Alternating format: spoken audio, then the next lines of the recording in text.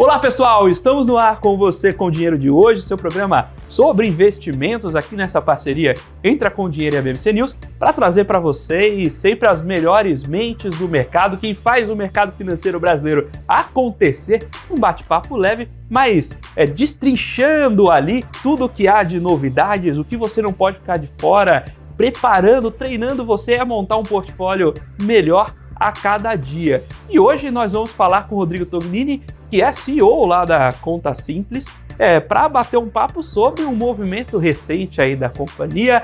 Vocês sabem, a gente já trouxe uma turma da empresa, mas hoje a gente vai falar de uma ocasião especial. Rodrigo, e aí, como é que está esse mercado de captação? O que vocês fizeram? Que mais que vocês fizeram para abrir o bolso dos fundos de novo? Boa, primeiro obrigado pelo convite, Felipe, prazer estar aqui batendo esse papo.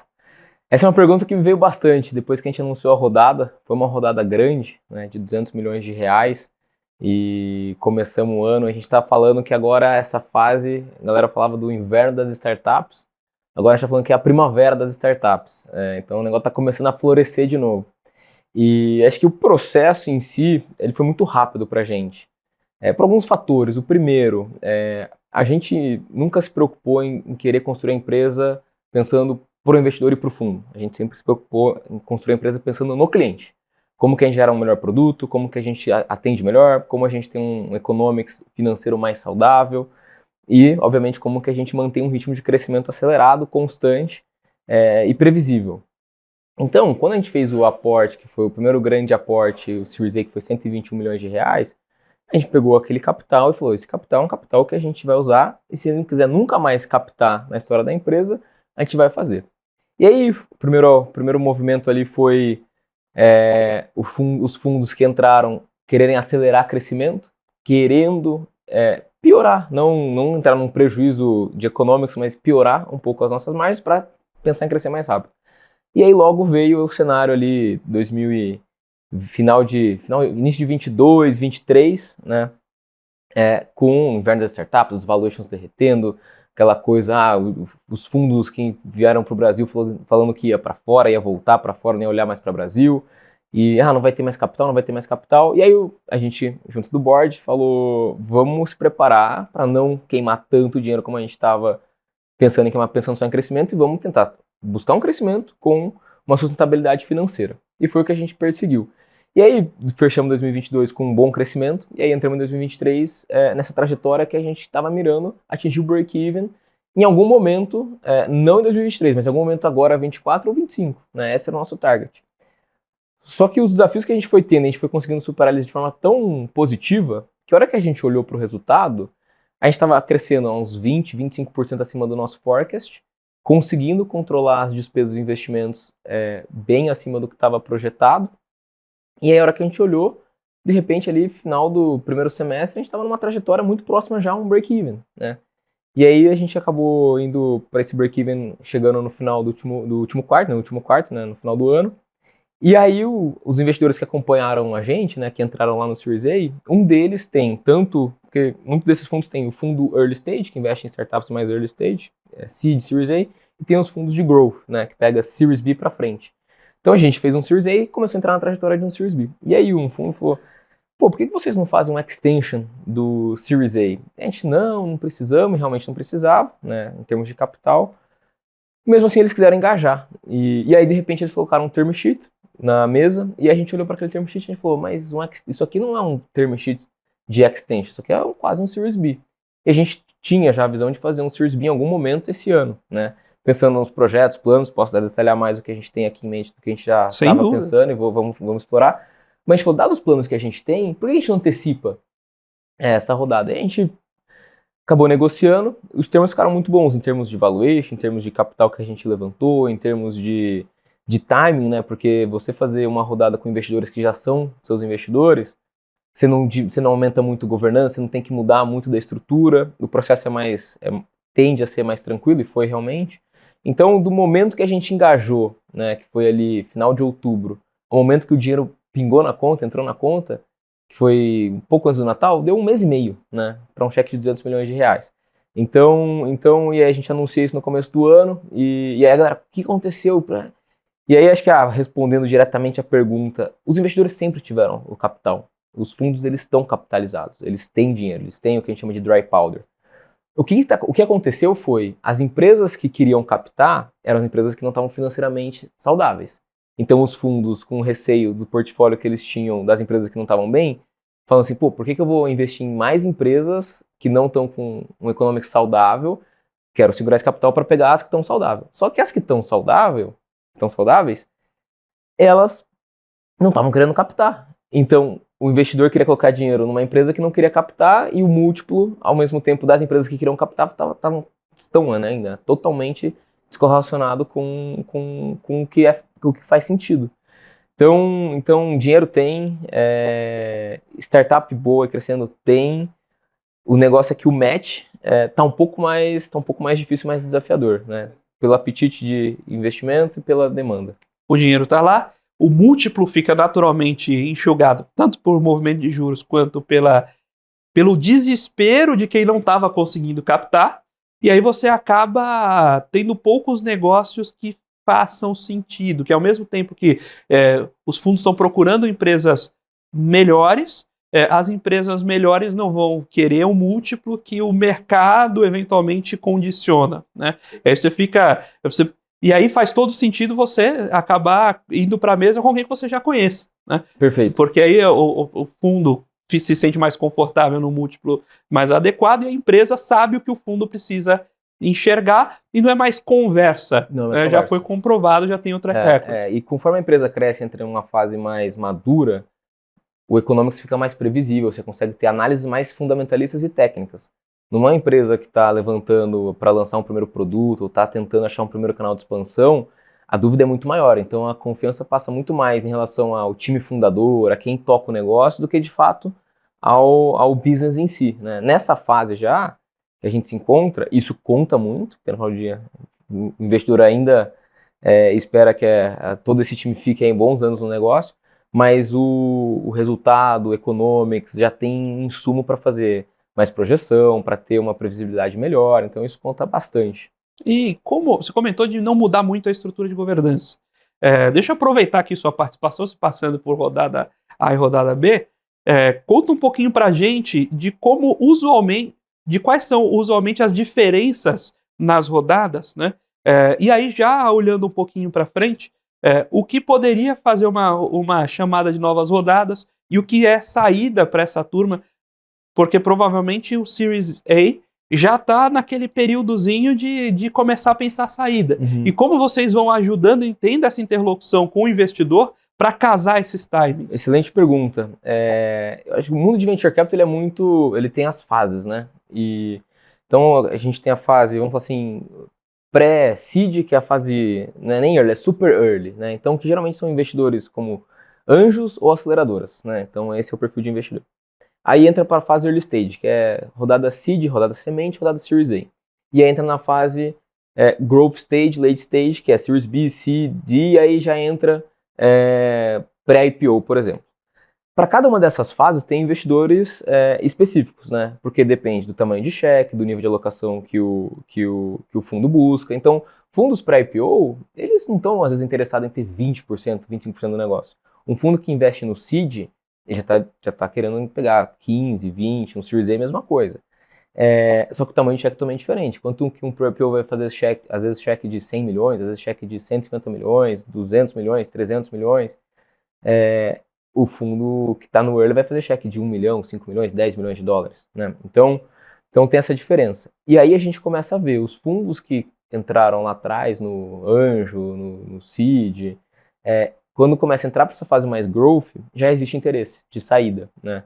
Então, por exemplo, teve investidores, anjos, que saíram nessa rodada, né? Com um múltiplo bem interessante, conseguiram um bom retorno e entenderam que cumpriram a missão ali. E também é importante, porque você vai dando retorno para os investidores que estavam antes, você começa a trazer novos investidores, você poupa a diluição do negócio em si para fazer isso acontecer, você renova, porque o anjo ele é muito importante no começo, mas depois que a empresa entrou num outro estágio, ele vai ainda ajudar em alguma outra coisa, mas talvez precise de um fundo que ajude a estruturar uma governança melhor, uma estrutura melhor, uma estratégia de management melhor, né?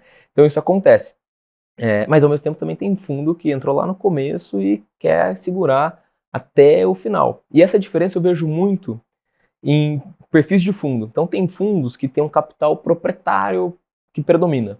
Esse fundo que tem capital proprietário, né, que eles não captam com outros investidores, eles geralmente têm um prazo de desinvestimento muito maior. Eles querem ser um pouco mais hands-on, eles querem entrar mais e estar mais junto, mas o prazo de desinvestimento é muito maior, porque eles não têm a pressa, né, de retornar para o investidor deles para eles ganhar o carry. Já os fundos que têm os investidores, eles, para captar com os investidores deles, eles têm que ter uma política, uma tese. Essa tese é, eu vou investir em X startups, vou alocar num cheque de tanto, o meu prazo de investimento é X, o meu prazo de desinvestimento é Y. Então, esse prazo de desinvestimento gira em torno de 5 a 10 anos. Então, quando começa a dar 5 anos, 6 anos, o fundo que entrou e já está nesse prazo, ele já começa a pensar, opa, que oportunidade que eu tenho aqui de sair, de retornar esse capital, de retornar para os meus investidores. Então é normal. Então, os investidores que entraram agora, eles estão olhando para longo prazo, a tese é pelo menos 5, 10 anos de levar esse investimento adiante, e é um fôlego novo que traz para a empresa, né? Por mais que investidores que já estavam, é um novo fôlego, é uma nova dinâmica, uma nova fase, né? Uma nova expectativa que se cria. Então a gente está muito animado aí com os planos que a gente tem pela frente. E o próprio, você comentou dos ciclos, né, as janelas, e o Venture Capitalist, ele pode querer uma taxa de retorno muito maior, com uma taxa de insucesso maior também, essas coisas vão se equilibrando. E aí, em algum momento da fase da companhia, por mais que ela esteja crescendo bem, a gente estava falando com o pessoal da PBay na semana passada, a gente está buscando a taxa de 20, 25% em dólar. Essa taxa pode fazer muito sentido para o private equity mais sólido, mas não é uma taxa que o anjo está buscando, ainda mais se o anjo eventualmente entra na operação, tem um pedaço de financiar o tempo dele, né? Ele, de certa forma, você contratar o tempo de executivo dele também. Perfeito. Então, essa dinâmica é muito natural e muito saudável, essa troca de perfil de investidor ao longo do tempo. E complementando, tolerância ao risco, né? Enquanto o anjo, ele vai...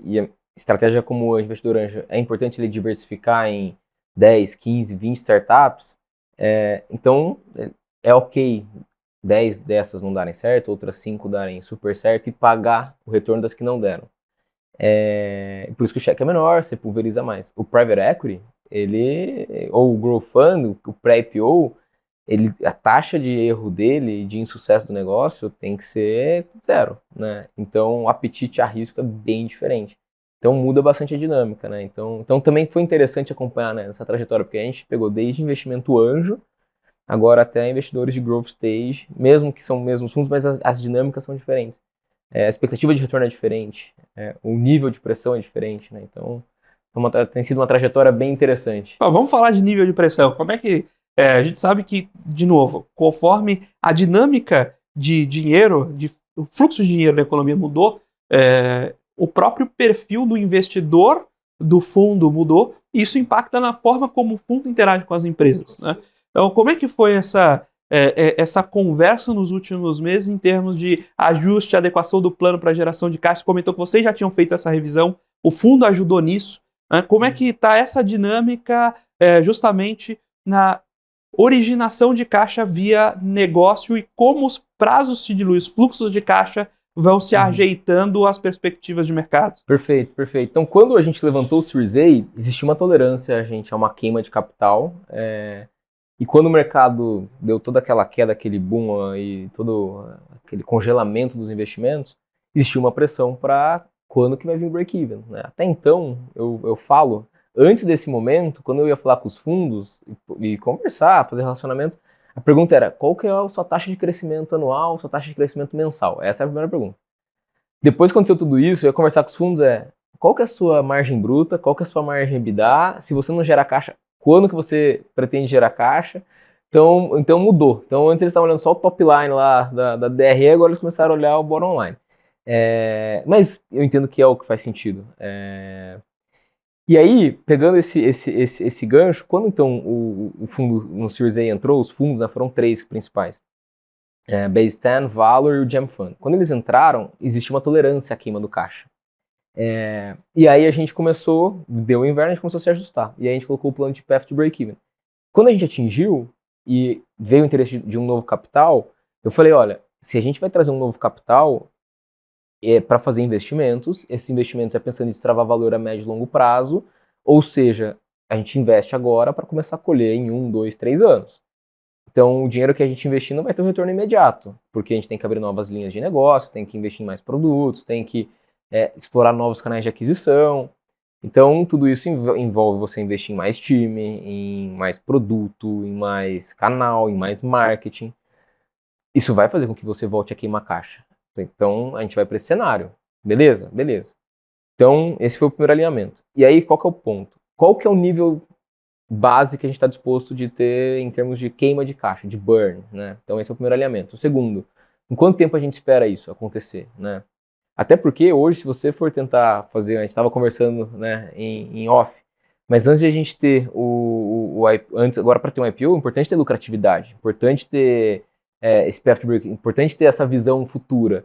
Se você tenta fazer um IPO hoje com uma empresa que você não tem lucro e você não vai fazer, né? Tem até um índice que eu acompanho, que são as empresas de Latam, que estão listadas em bolsa, as profitables e as não profitables. As não profitables estão negociando a 0,5 vezes, uma vez. As profitables estão negociando a 3,5, 4 vezes, né? Então o mercado já está precificando quem está profitable e quem não está. Então existe essa pressão. Mas como a gente pegou um cheque, a gente está com caixa aí de 200 milhões de reais para crescer, a gente consegue fazer isso. Primeiro ano, após esse investimento, a gente vai ter uma queima. Segundo ano, a gente vai começar a diminuir. Terceiro ano, tem um caminho ali para break-even, claro, e a gente espera ter um top line de X. Isso alinhado, vai, né? E eu acho que uma coisa muito importante, a gente como conta simples, no começo foi muito difícil captar capital. Muito difícil, assim. A gente penou bastante. Então a gente teve que aprender a trabalhar no começo sem levantar, sem ter muito dinheiro. Eu não abro muito essa informação, mas contando aqui, a primeira rodada da conta simples, a gente levantou 160 mil reais. Então foi esse dinheiro que a gente começou, né? Em 4 anos e meio você está levantando 200, né? Só que a nossa mentalidade do começo ali, de quando a gente tinha escassez de recurso, a gente tem até hoje, né? Então quando entra um cheque desse, às vezes tem gente que me pergunta, pô, como que é você ter esse caixa todo? Você não fica maluco, sabe? Não, porque o que fez a gente chegar aqui é a disciplina financeira que a gente construiu lá atrás. Exatamente. Né? Então, e o fundo entende isso. Teve uma conversa dessas com o investidor quando ele estava querendo colocar o term sheet, e ele falou, eu falei para ele, mas TJ, a gente vai ter esse caixa e vai ser difícil segurar e novos investimentos. Assim, a empresa entende que a gente está pronto e tem caixa para investir, acelerar. Ele falou, eu fico tranquilo, porque o que eu já entendi de vocês, dos 3 anos de relacionamento que a gente tem, 1 ano antes de investir, 2 depois de investir, eu sei que vocês vão fazer loucura. Então isso é um sinal que a confiança que a gente passou, né, de como a gente aloca o capital, o investidor entende isso. E a gente tem que saber que momento que a gente pode pisar um pouco mais no acelerador, que momento que a gente freia, que momento que a gente está disposto a queimar mais. Então acho que esse alinhamento ele é muito grande, é muito claro. E é muito bom, porque eu acho que quando você tem um alinhamento com o seu board, com o seu investidor, o negócio fica com menos pressão, né? Não que não tenha, mas fica com menos pressão.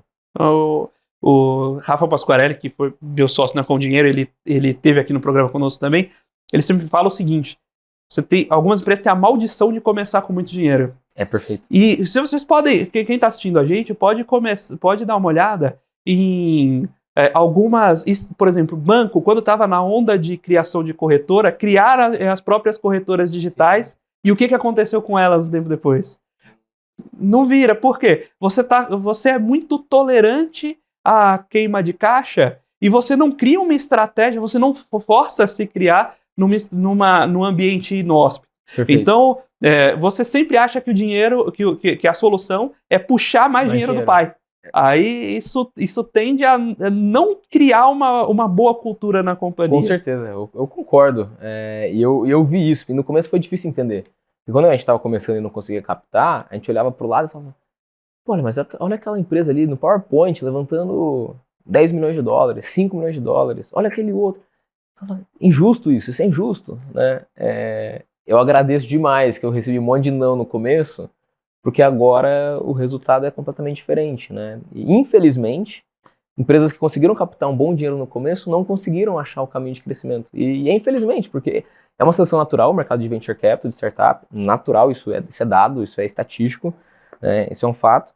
Mas é muita gente boa, é muita tese legal, muita tese interessante, que de fato gerava valor, mas que às vezes no final do dia não conseguiu achar a margem positiva, não conseguiu achar o canal, o produto não encaixou, né, não conseguiu fazer aquele plano virar uma realidade. Então é uma pena, mas faz parte do jogo, e eu entendo que o mercado ele aprendeu também com esse ciclo, né? E foi muita volatilidade, você falou muito bem dos juros, né? Foi um ciclo de juros indo a zero por conta de pandemia, aí mercado de bolsa explode, isso infla valuation, aí começa a cascatear para o mundo de venture capital para trás, de repente um turbilhão de capital, dólar dispara, né? Então começa a vir capital estrangeiro, o dólar antes era 3,5 dólar, foi para 5,5, chegou quase 6 ali, né? Tempo chegou 6. Então imagina, tudo isso era a inflação de capital jorrando no Brasil, na América Latina. Muita gente mudou o estilo de trabalho, às vezes saiu, demitiu, então tinha muito executivo, muita gente boa no mercado, começou a fazer tese de negócio, então o negócio estava super aquecido, né? Então foi interessante acompanhar esse ciclo de dentro, assim, foi interessante, mas eu concordo, não vai ter mais o mercado dita. Agora são as empresas que vão fazer quando entenderem que faz sentido, mas não é um mercado mais que dita. O mercado ele influencia ou não, né? Mas não é ele que fala, agora janela de IPO o mercado está falando que tem. Não acredito nisso. Você comentou dessa vinda do dinheiro do dólar para a América Latina, né? E aí com o benefício de você ter um câmbio favorável. E o aporte, os investidores que vocês têm hoje, essencialmente a base é estrangeira também. Como é que está essa dinâmica de mercado? Então, hoje a gente está vendo esse fluxo de capital estrangeiro, porque de fato a indústria de PI nos Estados Unidos é maior, então isso não mudou. Ou depois desse choque, teve um reequilíbrio e o capital estrangeiro tomou mais espaço aqui no Brasil. Eu acho que olhando para Venture Capital e olhando para essa fase assim que PI também entra, eu vejo que ele deu uma retraída. Porque tinha muito fundo que que fazia investimento de growth ou pré-IPO lá fora e começou a olhar Brasil. E aí esses fundos foram os que ficaram mais impactados. Acho que tem um grande exemplo do SoftBank, né? Por exemplo, o SoftBank é um grande exemplo. Infelizmente foi um fundo que veio com muita força e aí de repente acabou tendo uma dissolução ali das pessoas, ficou com um time local, um time muito bom, mas não tá com o mesmo apetite, a mesma força que tinha antes daquele ciclo, né? Então eu vejo que deu uma retraída para essa fase, mas ao mesmo tempo, tem uma estatística muito interessante que pouca gente fala dela, mas quando fala lá do recorde de investimentos no Brasil em 2021 e América Latina, tem uma grande concentração. Em torno de uns 40% ficaram na mão de 7, 8 empresas. Essa era mais ou menos a conta. Né? Então, tinha alguns cavalos vencedores que os fundos colocaram, mas a hora que a gente olha na média, né, eu brinco que a média é burra. Né? A hora que a gente põe na média, você não vê isso. Né? E aí acho que os fundos perceberam também e acabou também tendo uma seca de número de empresas que estavam nessa fase saudáveis para ter aportes como tiveram. Então isso também aconteceu. Mas os fundos que se capitalizaram, que olham para Venture Capital Brasil, e se capitalizaram nesse período, eles continuam capitalizados. Eles continuam com um poder de investimento e alocação muito grande. O problema é o que eu falei um pouco atrás, né? Esse descasamento. Que quem está performando e potencialmente era o target desses fundos, não quer captar porque fala, eu posso esperar pegar um múltiplo melhor daqui a pouco. Né? Vou aumentar meu faturamento, aumento minha operação, então vou esperar. E quem precisa de fato desesperar do fundo fala, eu não quero porque o economics não está dentro da tese, não faz mais sentido, esse negócio de growth at all costs já passou essa fase, preciso de margem bruta positiva e path to break-even, né? Então é isso que está acontecendo. Então já que a gente passou por essa leitura de mercado, já começa a contar um pouquinho para a gente quais são os planos para esse caixa aí, né? Vamos começar a gastar esse dinheiro. Boa. Conta um pouquinho o que vocês estão pensando de próximos passos. Boa. Dando um contexto de conta simples, né? Acho que para dar o contexto dos nossos planos, vou dar um contexto de conta simples, mas a gente especializou e se tornou a principal plataforma de cartões corporativos, gestão de despesas no Brasil.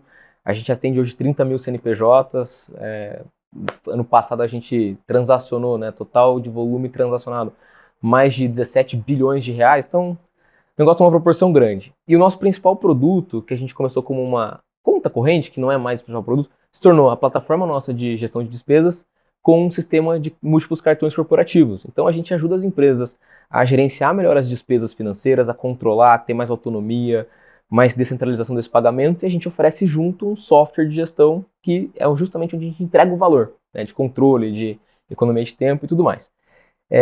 Só que ao mesmo tempo está rodando 17 bilhões de reais nesse sistema, né? E nossa monetização hoje é 100% transacional. Só que a gente opera como um sistema digital de pagamento, como se fosse um banco digital, e a gente não está ganhando dinheiro como banco, né? E ao mesmo tempo tem muita demanda de crédito, tem muita demanda de produtos financeiros na nossa base. Então a gente lá atrás tomou a decisão de pedir uma licença do Banco Central de Sociedade de Crédito, né, uma SCD, e a SCD estava na reta final para ser aprovada, foi aprovada em dezembro. A segunda coisa, a gente começou num perfil de empresas de 10, 50 funcionários, a gente começou a ver uma demanda de empresas de 50, 500 funcionários maior, só que demandava a gente ter mais nível de serviço, nível de relacionamento, nível de produto, né, expandir canal de aquisição, e, ao mesmo tempo, a gente precisava reforçar time, né? Quando a gente pensa em evoluir produto, é time de tecnologia, é mais pessoas e tudo mais. Então, quando a gente olhou para esse contexto, falou, como que a gente evolui, qual que é a próxima pernada de conta simples? Como que a gente faz mais do que a gente descobriu que a gente faz muito bem, que é controlar, gerenciar, ajudar as empresas a administrarem as despesas, dando um nível de serviço melhor, um nível de relacionamento melhor e aumentando o nosso canal de go-to-market. Então, os planos para crescer, para fazer a empresa crescer com esse capital que a gente trouxe são 4. Primeiro, a gente está expandindo de forma mais agressiva novos canais de aquisição. Então a gente vai investir muito mais em marketing, awareness, branding, né? A gente começa a trazer uma força maior de marca e, atrelado isso, é um time de vendas olhando para empresas maiores. Então a gente está expandindo. A gente tem hoje uma força de aquisição muito forte em canais mais self-service, né, que a gente fala. Agora a gente está indo para canais mais também outbound, mais prospecção ativa. Então esse é um. O segundo, essas empresas demandam mais nível de serviço e nível de relacionamento. Então, investimento em produto, investimento em processos internos para a gente conseguir atender num nível de qualidade muito bom. Então, esse é o segundo. Terceiro, com a licença agora aprovada de crédito, a gente vai começar a aumentar a nossa carteira de crédito. A gente, ano passado, já fez alguns testes, já começou a entender. Estamos criando um modelo proprietário faz mais de 1 ano e meio. Esse modelo é nosso, então a gente está evoluindo esse modelo, está criando cada vez mais acuracidade na análise, na informação.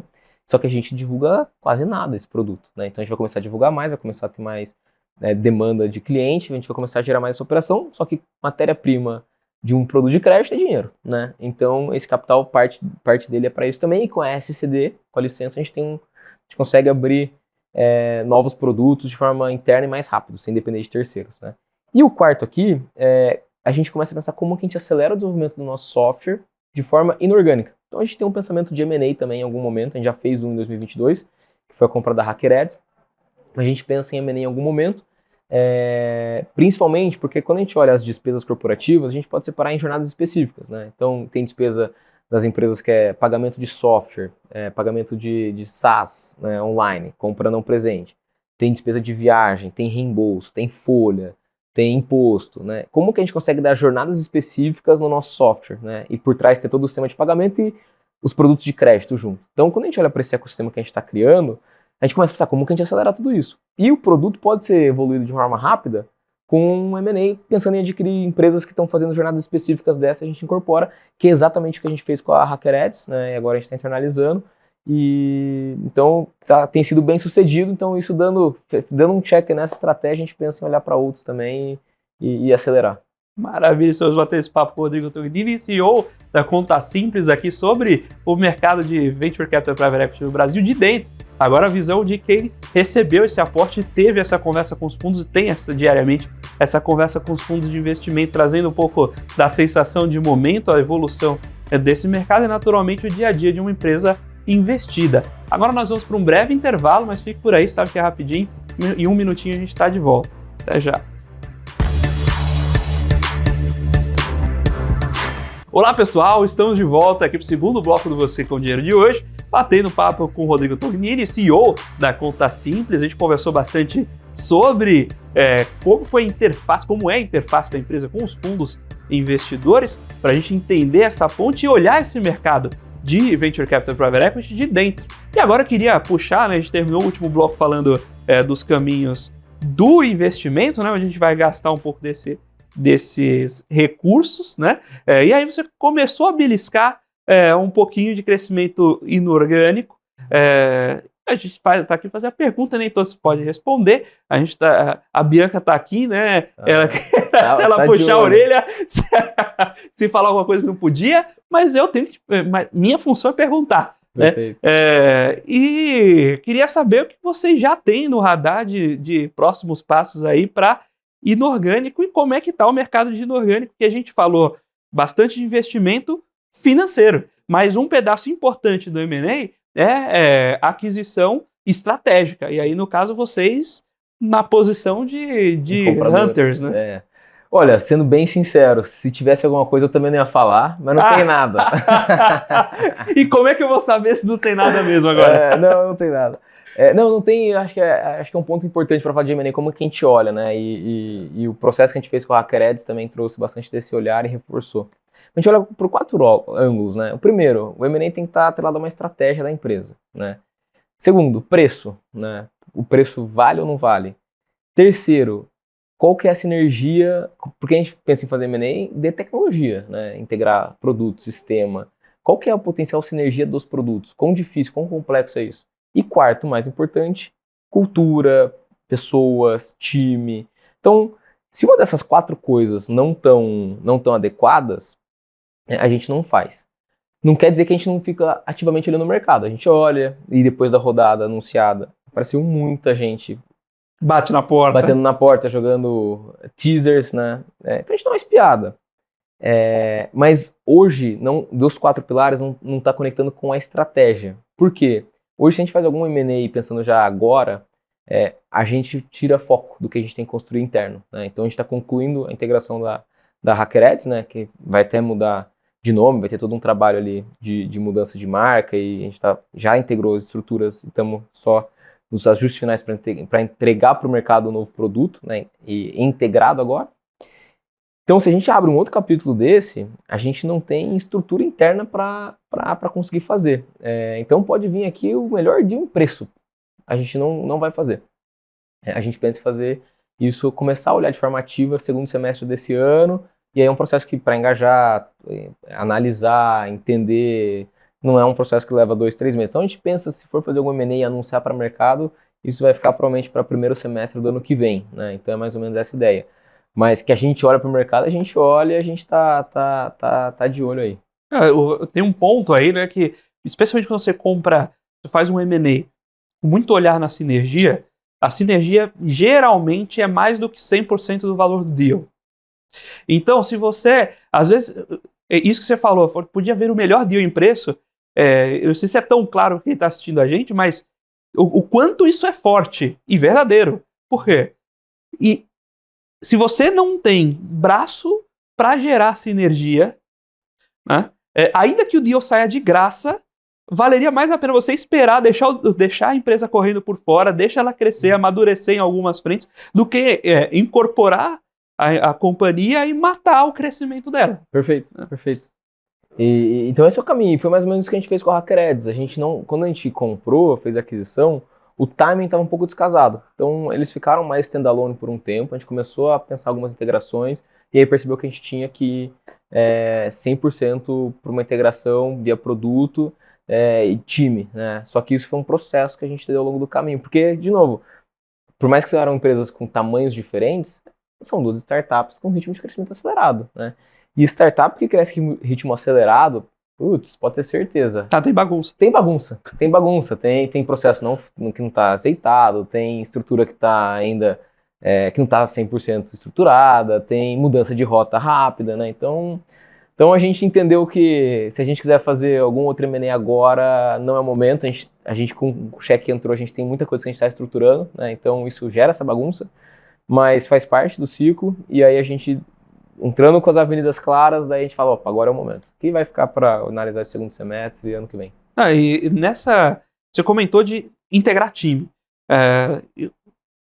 Fusão e aquisição de empresa lembra muito aquele estratégia de expansionista de impérios, né? Você tem duas grandes linhas, né? Ou você traz todo mundo para dentro, leva uma cultura só, um reinado só, né? Ou você, aquela estratégia mais romana, cara, você agora faz parte do nosso império, você vai pagar pra gente os impostos, mas você continua com sua cultura, sua língua e, cara, segue sua vida aí.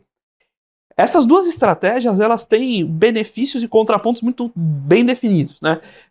E uma das coisas exatamente poxa, se eu internalizo, eu dou o custo de estrutura para aquela empresa nova da estrutura inteira. Então, eu tenho uma lancha e um cruzeiro. Se o cruzeiro começa a rebocar a lancha, você vai andar naquela velocidade, naquela responsividade. E você comentou que vocês foram pelo caminho de integrar, né, as duas. Por que dessa decisão e o que vocês levaram em consideração na hora de optar por esse caminho? Perfeito, excelente pergunta. A gente está integrando dois produtos, duas tecnologias, dois sistemas. Isso demanda uma energia muito grande.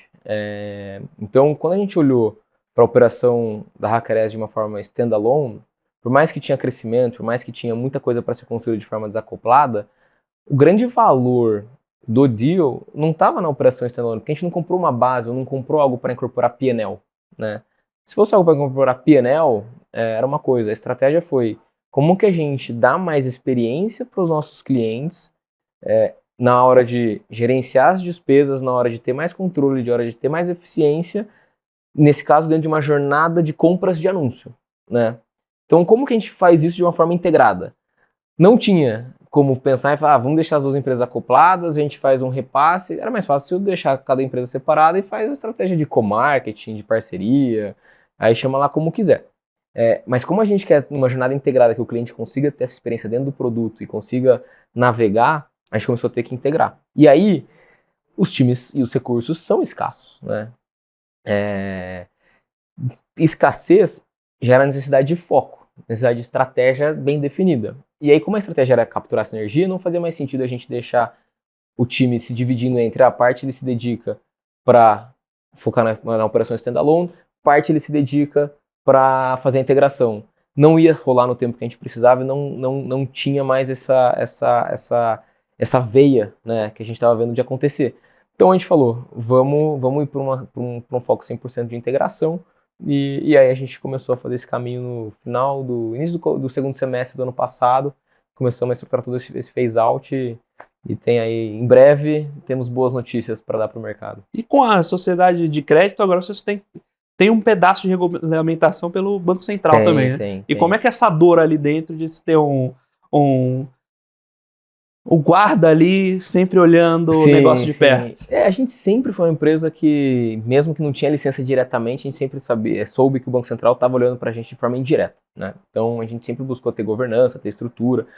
E quando a gente entrou com o pedido de SCD, a gente já sabia mais ou menos o que a gente tinha que ter de governança interna. Então a gente começou já a planejar contratações de algumas pessoas, formação de algumas áreas, e aí o processo correu, só que demorou um pouco mais do que deveria. Só que, em paralelo, a gente já vinha se preparando, né? Então, a hora que a SCD saiu agora, a gente já estava muito bem preparado para colocar em place e falar assim, agora é o go live da SCD, vamos entrar. Mas o que muda na prática para a gente tem que ter 2 ou 3 estruturas a mais ali, principalmente na parte de compliance, KYC, prevenção da lavagem de dinheiro, que a gente já tinha esses processos, mas tem que só reforçar a estrutura. Alguns reports da parte mais contábil financeira que a gente tem que fazer para o Banco Central, e eles vão ter um processo ali de olhar a gente a cada 6 meses, de uma forma periódica, para ver se a gente está dentro do processo. Mas, por exemplo, nossa carteira de crédito já é uma carteira, eu falei que a gente está construindo há mais de 1 ano e meio ela, né? Já é uma carteira que a gente já segue os parâmetros do Banco Central de carteirização, de nível de score, de risco, como que a gente aloca, onde o cliente está, dado o nível de score, como que a gente administra a inadimplência, como que a gente provisiona. Então, por exemplo, tudo isso a gente já faz, né? Mesmo sem ser regulado. Então, de certa forma, a gente consegue equilibrar muito bem essa questão da governança que a SD traz, porque a gente já estava preparado antes. Então, mas mesmo assim, dá um frio na barriga, porque tem que colocar live agora o negócio, né? Com certeza. Nessa linha de os movimentos da SCD, você comentou de ter o capital para formar as primeiras linhas de crédito, mas você pode já existem estruturas, não é exatamente como um banco, você simplesmente vai lá e emite um CDB, mas você pode usar instrumentos como, por exemplo, FDICs para alavancar essa operação. Estão olhando esse caminho também? Sim, a gente olha FDICs, securitiradoras, tem outros caminhos que a gente pode criar. A gente vai começar com capital próprio, uma vez que a gente entendeu a dinâmica, o modelo, falar agora está na hora da gente abrir um novo tamanho de operação. Com certeza ir para o mercado, a gente já conversa com alguns players que tem apetite, tem interesse. Então, no momento certo, a gente com certeza abre e começa a usar da nossa estrutura também para fazer esse tipo de operação, né? E é muito legal, porque o Banco Central criou várias figuras de licenças, estruturas que favorece e beneficia criar operações de crédito ou operações financeiras sem necessariamente ter uma licença de banco, né? Então isso é curioso, mas licença de banco só os bancos têm, e tem muita fintech grande aí que nem licença de banco tem, todo mundo acha. Não, tem muita fintech que se chamava de banco sem ser banco. Sem ser banco. Então, mas por que o Banco Central fomentou isso? Isso é muito bom, porque abre competição, fomenta o ecossistema, principalmente quem ganha é o mercado, são as empresas, são as pessoas físicas, né? Então quem ganha é o mercado e dá uma flexibilidade para criar. Então a gente tem a licença de SCD e a gente pensa em tirar algumas outras licenças também para complementar essa proposta, para a gente ter uma prateleira maior de produtos, serviços que a gente pode dar para os nossos clientes e para o mercado.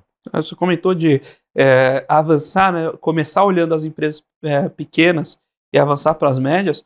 É curiosíssimo, porque é uma dor que, de fato, eu vivi. O relacionamento com bancos numa empresa 50, 100, até 500 funcionários é muito pior para a empresa do que para a pessoa física, né? Tanto nessa gestão de pagamentos, coisas assim, das mais triviais. Se você processar pagamento de folha, como é um negócio muito estruturado para todo mundo, meio igual, você não sente tanta dor. Mas o relacionamento, a qualidade do gerente que vão te colocar nessa interlocução, os produtos que eles são oferecidos. Uma dor que eu lembro de ser latente, conversando com outros executivos, batia muito até investimento. Onde você deixa o caixa? Porque se para a pessoa física hoje em dia é normal você encontrar 100% do DI, para a empresa, por incrível que pareça, não é, né? E como vocês estão olhando também esse lado de investimento, já tentando, você já falou que não vai antecipar os planos, mas a gente continua ali insistindo, tentar tirar informação. Não, geração de caixa, a dinâmica de alocação de caixa que a gente trouxe, a gente tem um time que olha para isso. Tem um outro lance, né? A gente tem a estrutura da empresa, parte dela está fora do Brasil. Então, quando a gente recebe o capital, a gente não recebe no Brasil, a gente recebe fora. Então, tem um outro lance que é o seguinte: a gente vai trazer ou não vai trazer? O câmbio faz sentido agora ou não? Qual a perspectiva? Só que lá fora a taxa base de juros está 5,5%, 6%. Aqui está 11%, 11,5%. E o câmbio, será que vai... Então assim, aí eu falo para a turma, eu falo, pessoal, nosso jogo aqui não é ser trader de câmbio e não é ser mesa de operação de investimento. Nosso negócio aqui é trazer uma experiência de gestão de despesas, cartão corporativo, crédito, ajudar as empresas a controlar. Esse caixa, a gente só tem que minimamente entender como que a gente deixa aproveita o custo de oportunidade desse capital que pode deixar alocado, né? Mas a gente tende sempre a olhar para ativos de risco quase zero, com uma liquidez relativamente boa, mas obviamente, dado o tamanho de caixa que a gente tem e o momento de empresa, a gente se permite também fazer algumas alocações um pouco mais alongadas, pensando num retorno melhor. Mas nada de loucura, nada de... E uma coisa importante, né? Que como uma empresa financeira, uma coisa é o dinheiro que transaciona, que são dos clientes, e o dinheiro que... da companhia. Isso, assim, agora com o Banco Central olhando, isso é obrigatório, sim, mas a gente sempre separado, né? Então isso também sempre foi uma coisa que a gente prezou pela boa gestão, né? E a boa gestão, eu estou entendendo que tá dando bons frutos, né? Então tem que continuar assim. E como é que você ajuda o seu cliente na gestão de caixa dele? Para guardar o excedente de caixa dele. Legal. Quando vai ter o CDBzinho da conta simples também? Né? Em algum momento vai ter, entra nessa estratégia de novas licenças.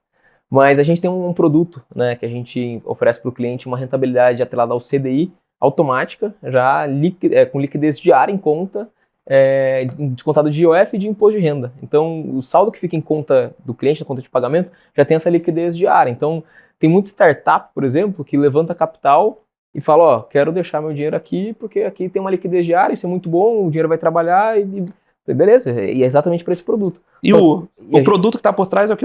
É um CDB? CDB, são ativos de overnight que a gente deixa, porque pela regra de conta de pagamento a gente tem que ser sempre 1 para 1, né? A gente Sim. não pode trabalhar esse dinheiro em hipótese alguma. Então esse dinheiro tem um overnight que a gente repassa, né? Então essa poderia ser uma linha de receita nossa, né? Sem dúvidas. Que a gente deixou de ser uma linha de receita para trazer uma experiência melhor para o cliente. E a gente viu que esse é um produto que os clientes... Não é o produto core nosso, não é pelo que os clientes veem, mas a hora que eles entendem isso é um que chama do nice to have, né? Fala, pô, isso aqui é legal, faz sentido. Gosto da conta simples desse produto porque me ajuda a ter uma rentabilidade diária, uso os cartões, já gerencio as despesas, concilio, então começa a ficar dentro desse ecossistema. Não, faz todo sentido. Por mais que, como você disse, pode não ser a dor principal, mas é uma dor. É uma dor. E algumas vezes essa não é a dor principal porque ele não sabe como funciona essa dinâmica e onde ele pode conseguir. Uma vez que ele aprende, isso fideliza muito. Fideliza é um produto que os clientes, desde que a gente lançou, a gente foi uma das primeiras soluções digitais para PMEs, para empresas a ter esse produto, né? Eu acho que poucas empresas ainda têm esse produto. Então foi algo que foi muito bem visto pela turma. E acho que também ajudou a trazer clientes para a jornada principal que a gente tem de produto, né? Então, mas é um desafio, não é tão simples quanto na pessoa física fazer investimento, alocação, trabalhar esse caixa. E ao mesmo tempo, né, o cenário de muitas empresas, geralmente isso acontece mais para startup, né, de ter esse excedente. A maioria das empresas é giro, capital de giro, então nem tem muito como, daí um CDI, uma rentabilidade diária ali, putz, faz todo sentido. Sem dúvidas. Inclusive, justamente... IR e OF, né, machucam muito. Machucam. Isso, mas enfim, faz parte, é o que é, né? Não, a regra está aí, né? Tá aí, existem os porquês, você desincentivar a aplicação de tão curto prazo, enfim, existem os porquês, tá aí, a gente pode discutir melhorias ou não, mas...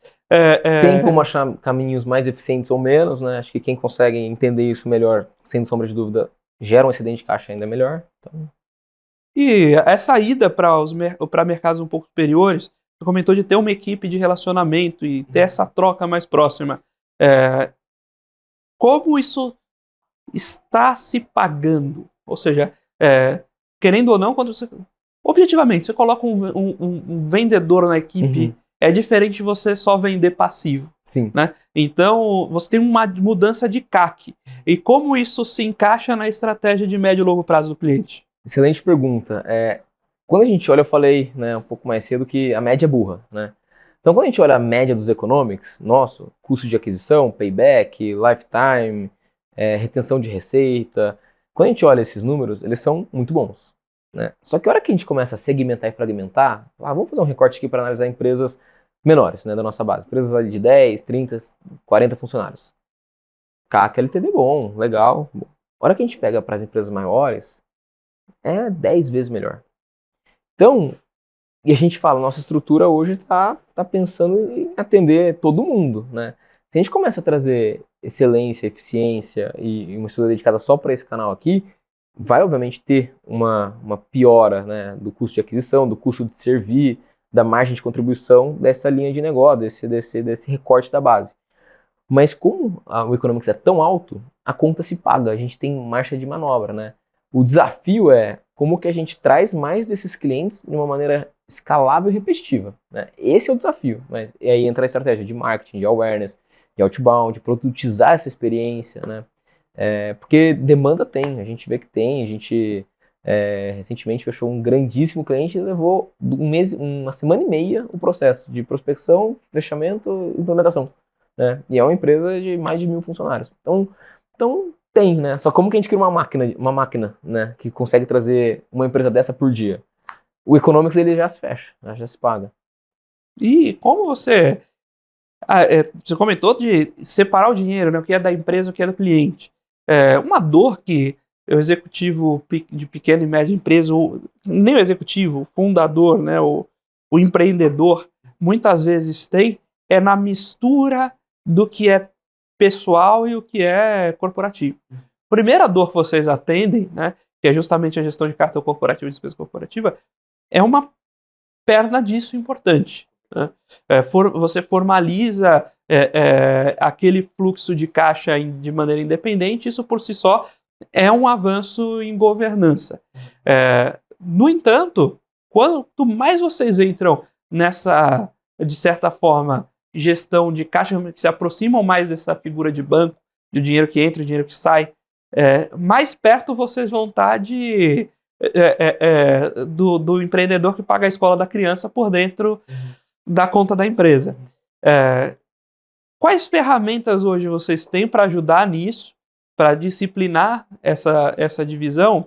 E, já provocando um pouco, muitos desses empreendedores também buscam manter o relacionamento das suas operações, do seu giro de despesas com o mesmo banco da pessoa física, justamente para aproveitar esse empurrãozinho de benefícios.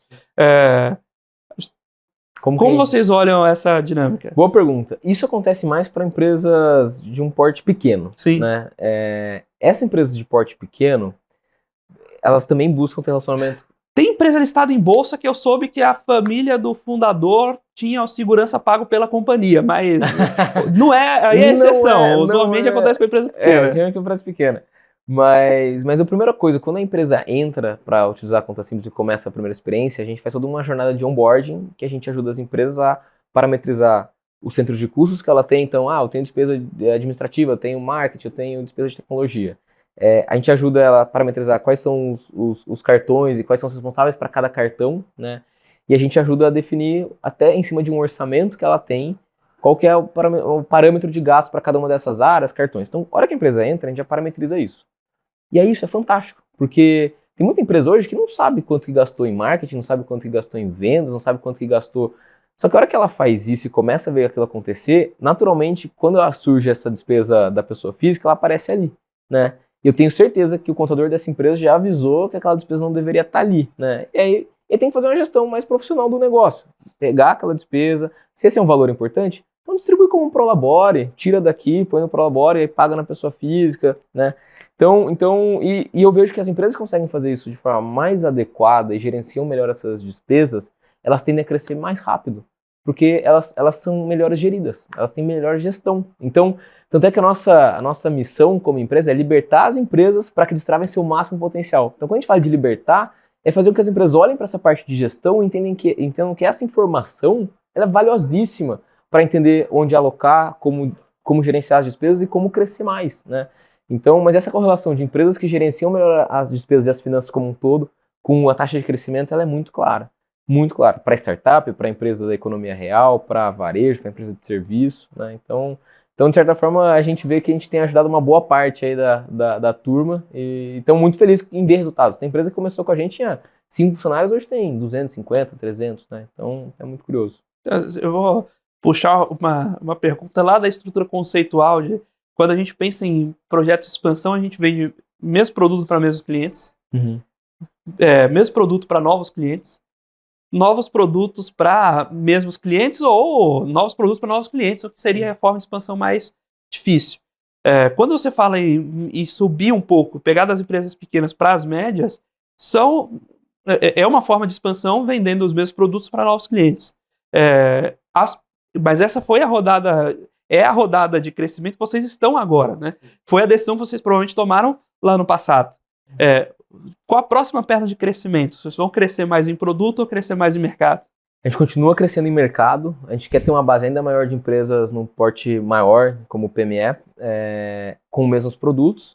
E aí tem uma outra pernada que daí é trazer mais produto, e aí volta naquele papo de M&A, incorporar novas soluções, e ao mesmo tempo os produtos de crédito, que a gente ainda é tímido, né? Então a gente vê que o principal produto, cartão corporativo, o sistema de gestão, ele é a ponta de lança.